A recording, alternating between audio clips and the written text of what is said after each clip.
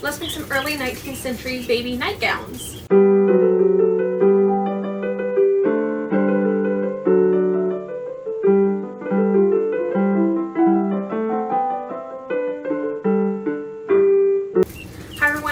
I teach old-fashioned sewing skills on this channel, and we've been working through a series on baby clothes both for the 19th and 20th centuries, just so I don't have 4 centuries to sew for when I do get pregnant, because that's a lot of sewing and kids grow very fast. I have fabric. I have 2 things of fabric. One is, I can't tell if this is blue or gray. It's like a bluish gray. Gingham homespun. I know that lighting's not that great because it's going to be very dark.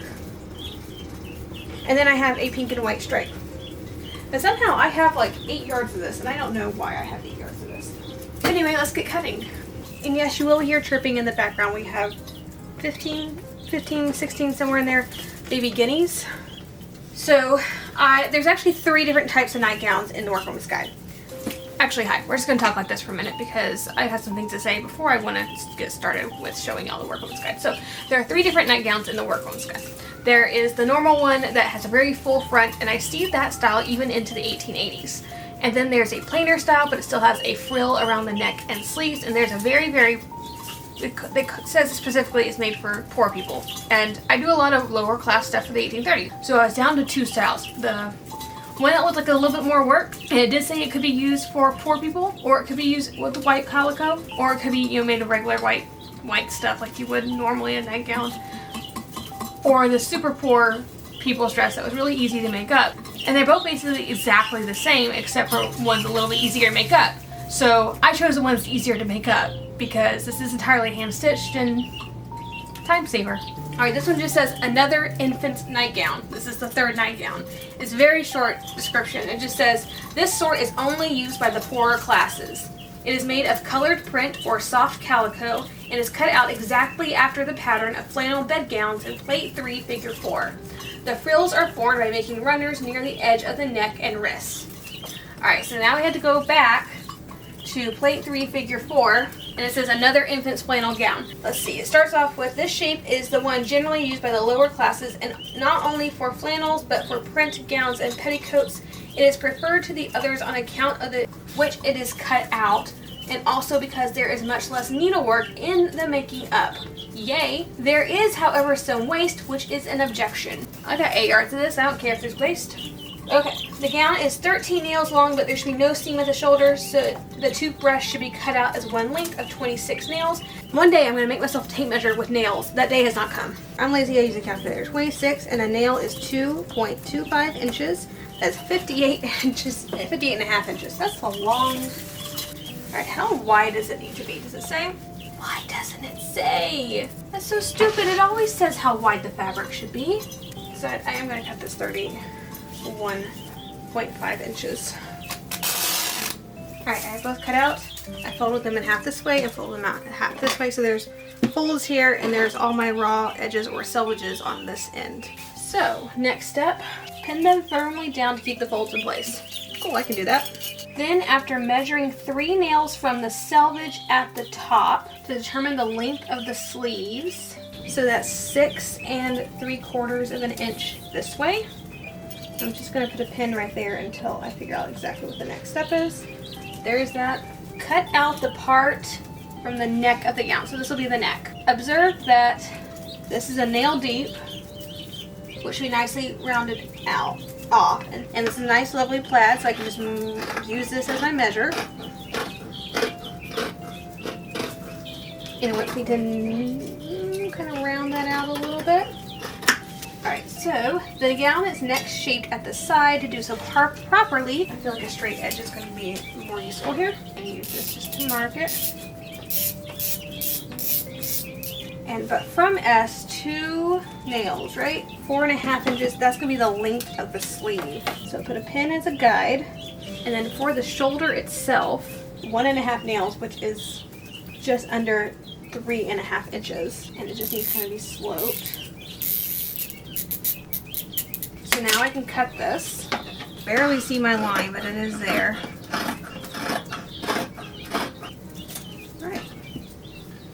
There's definitely some waist, but we have a gown shape that is quite honestly huge when you think about it, that this is only half. Okay, so now we're at construction because that's all the cutting out. So it says, in making it up, the seam should be joined with a mantua maker's hem. Ooh, that should be fun. We've never done that on the channel.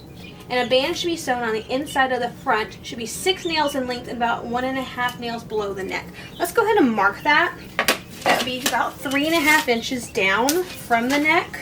I'm going to give it 4 because this is going to be folded under. It looks about 1 inch. I'm going to cut it 2. That way, seam allowance, all that fun stuff. We can go sit on the couch for a while and just sit and sew. Alright, I'm going to show you how to do a mantua maker's hem, which is the closest thing to a French seam as I've seen on mid-19th century garments. This is technically not part of it, but I like to do this. It's very similar to felling except it's one seam. So I do start by cutting off just a hair off the bottom seam. And then what I'm going to do is I'm going to take this, fold it over again, and we're going to sew all the way through all of the layers. I find that cutting out part of that makes it a little less bulky, but that's a me thing. I haven't picked apart any originals that have this seam to actually know what they did. Perhaps someone who has more experience with this can tell me. But yeah, so it looks just like that. There's seaming on the other side, but you see no stitching from the front. It is the faster method of running and felling. There's only one seam involved.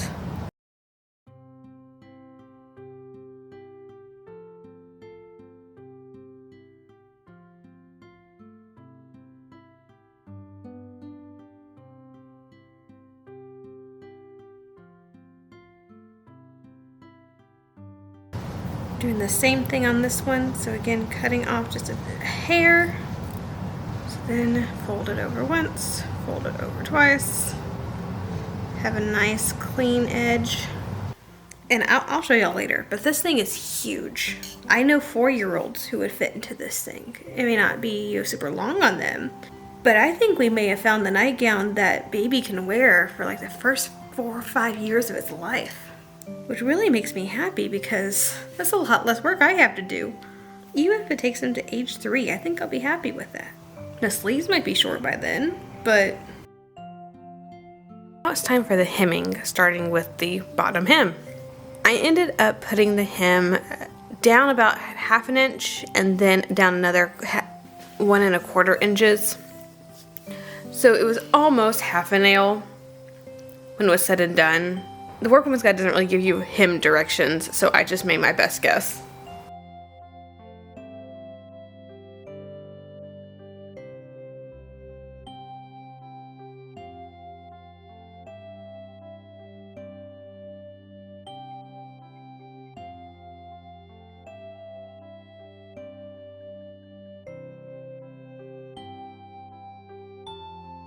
My next step is to hem the sleeves.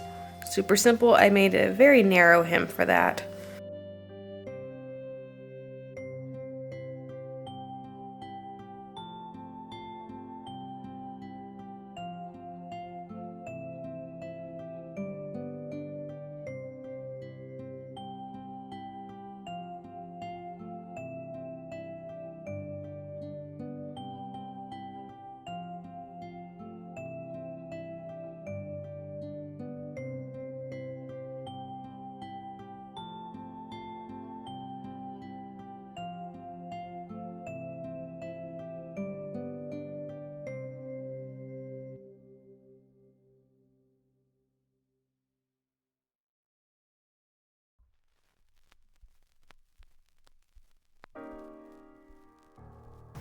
Alright, now we are at the point where we're working on the neckline.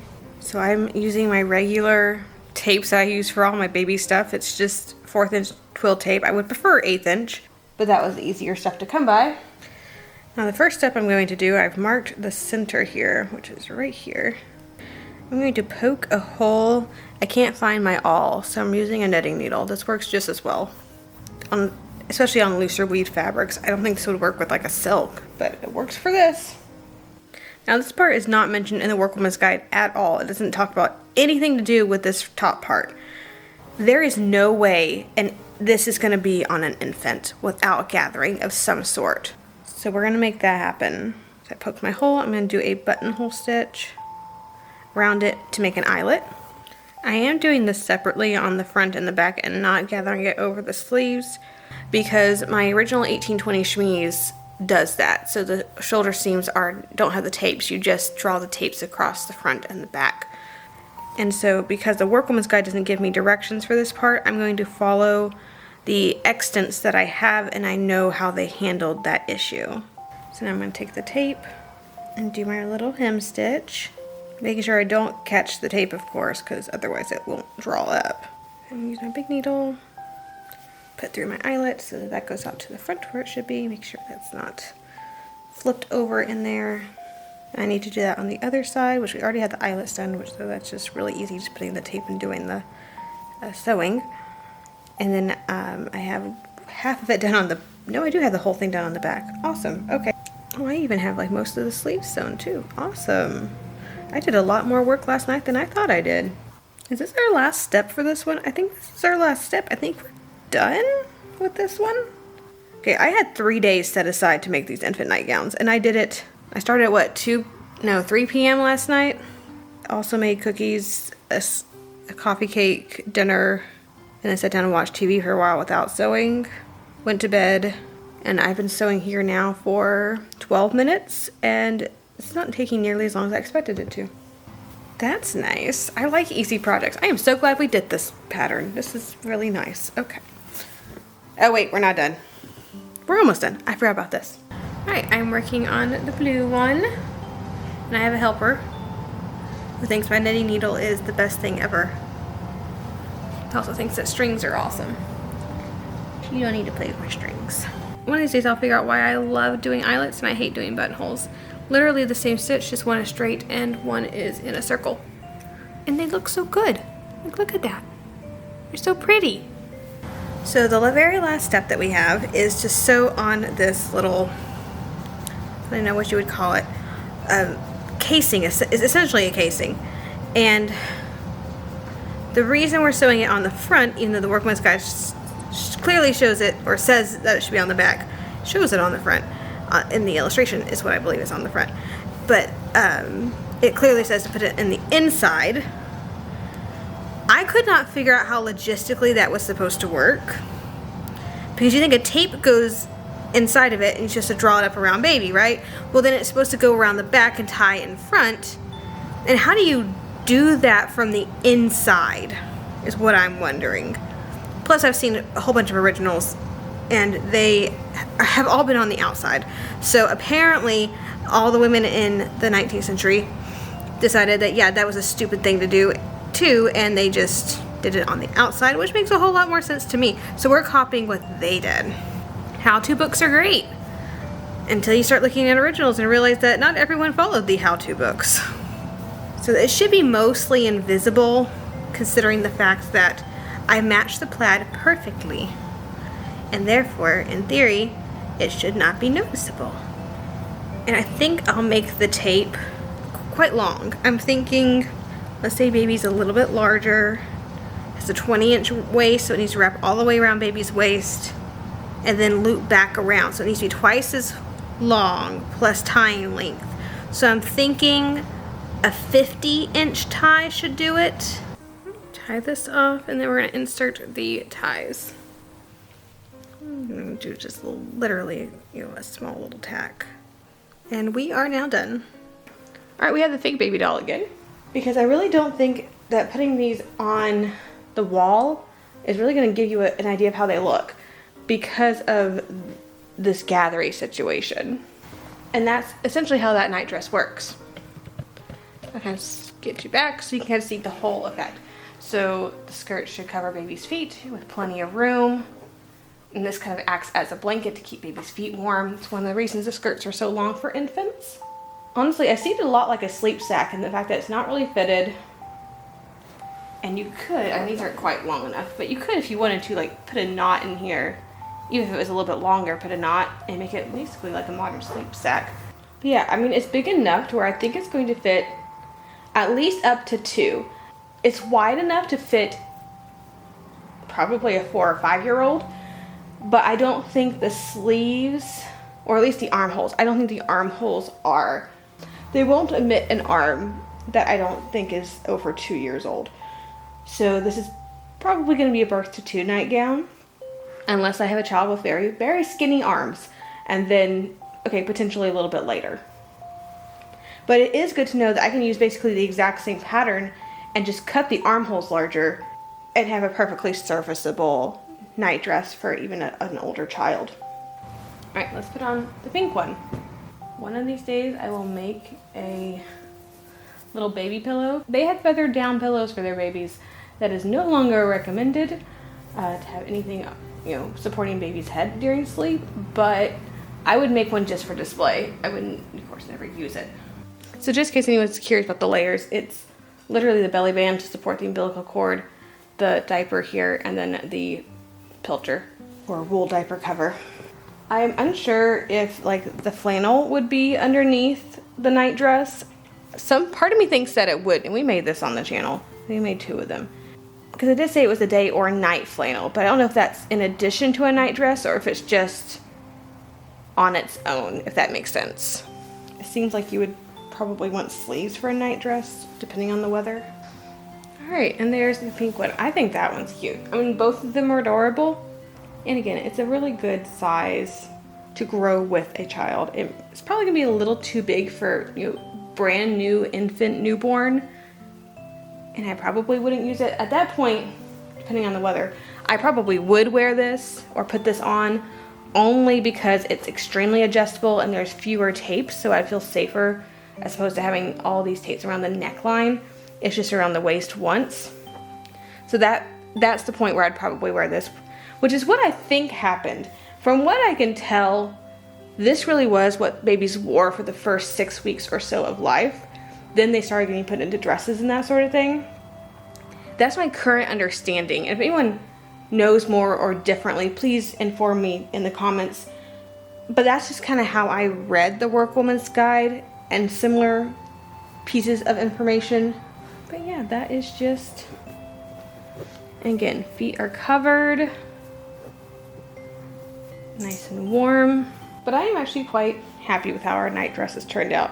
I am super thrilled that I found that little blurb that was like a sentence long saying, oh yeah, you can also make a nightgown like this for super poor people.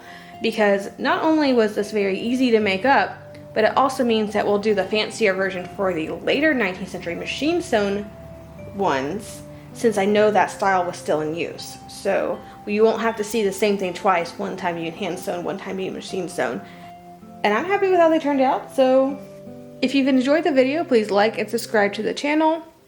Click that little bell notification so you're notified anytime I upload a new video. And as always, have a fantastic week. I'll see you back here in the next video.